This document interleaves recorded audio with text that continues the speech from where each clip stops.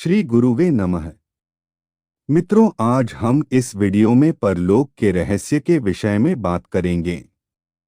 मन आत्मा का क्रिया स्वरूप है। मन से सारे आविष्कार, सारे सुख साधन सब मन की ही सृष्टि है।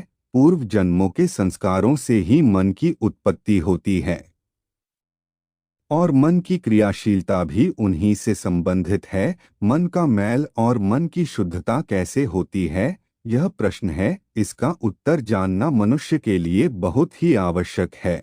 मनुष्य को जैसे संस्कार मिलते हैं, मनुष्य को जैसे संस्कार मिलते हैं, वैसे ही उससे कर्म होने लगते हैं और जैसे कर्म होते हैं, वैसा ही उसका मन होता है।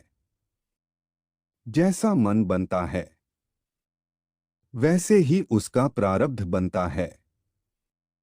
प्रत्येक मनुष्य, चाहे जिसकी धर्म से संबंध रखता हूं, वह जानना चाहता है कि उसका परलोक कैसा होगा, कैसी उसकी गति होगी। तो उसे किसी से यह पूछने की आवश्यकता नहीं है।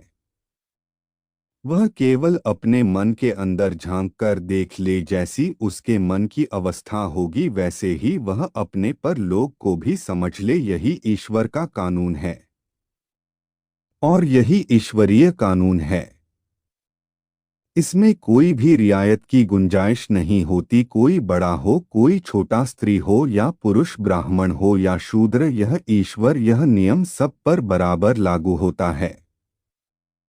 हम प्रतिदिन जैसी भी मानसिकता के अधीन कर्म करते हैं, उन कर्मों के संस्कारों की एक संस्कार पत्रिका बनती जाती है और यही हमारे कर्मों का लेख पत्र होता है। और उसी कर्म लेख पत्र के अनुसार ईश्वरीय नियम हमारे फैसले करती है।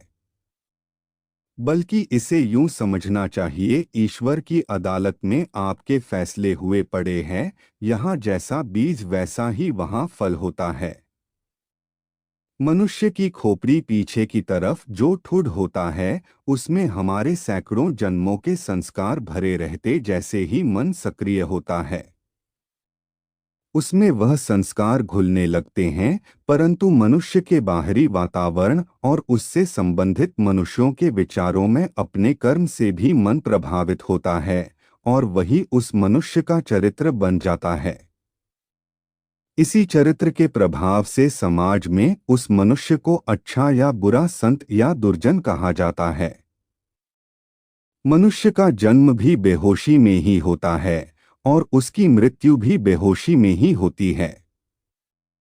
मृत्यु की बेहोशी के समय मनुष्य अपने पूर्व जन्मों के कर्मों को देखता है, जो में अच्छे कर्म करता है और बुरे। इसलिए मरणासन्न व्यक्ति के चेहरे पर तरह तरह के भाव आते रहते हैं, क्योंकि जब तक वह अपने प्राण नहीं त्यागता, जब तक मन एक शरीर का निर्माण नहीं कर लेता, वह शरीर कोई भौतिक शरीर नहीं होता। वह शरीर सूक्ष्म शरीर, वह भौतिक शरीर के बीच का शरीर होता है, जिसे प्रेत शरीर कहते हैं।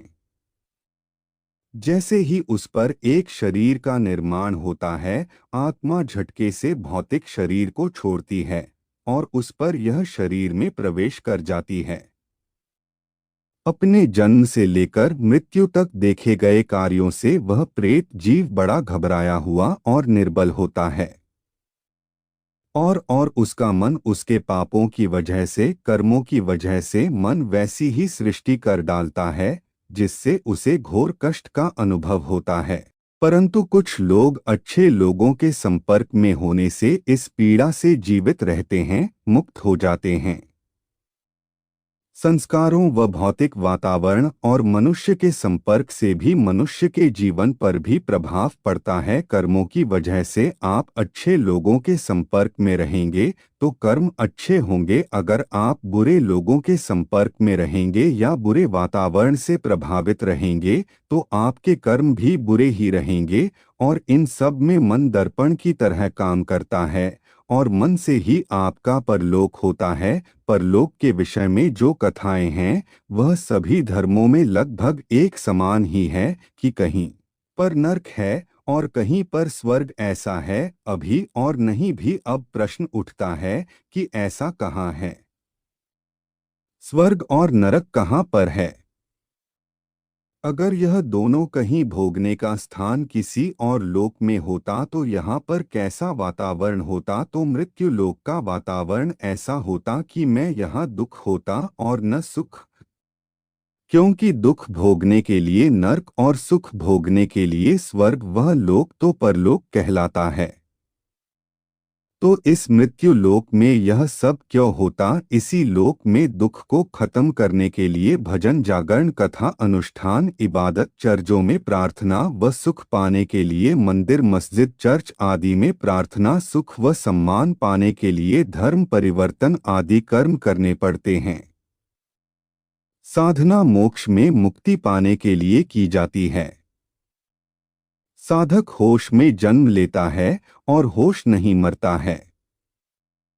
यह तो सभी कहते हैं कि कर्म करो, उसके फल की चिंता मत करो, परंतु ऐसा करता कौन है?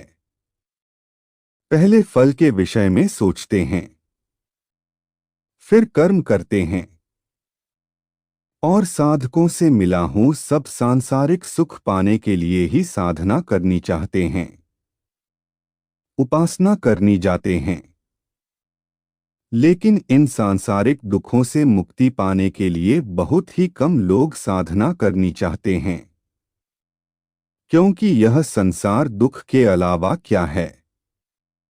यहाँ पर कौन सा सुख है और क्या अपना है? यह शरीर भी अपना नहीं, ना यहाँ कोई कुछ लेकर आता है और ना भौतिक वस्तु लेकर जाता है, परंतु वह लेकर जाता है अपनी अतिरिक्त वासनाएं, कामनाएं, अपने मन पर, अपने अनैतिक कार्यों की वह पत्रिका, जिसके कारण वह यहाँ दोबारा इस भौतिक नरक आ गिरता है।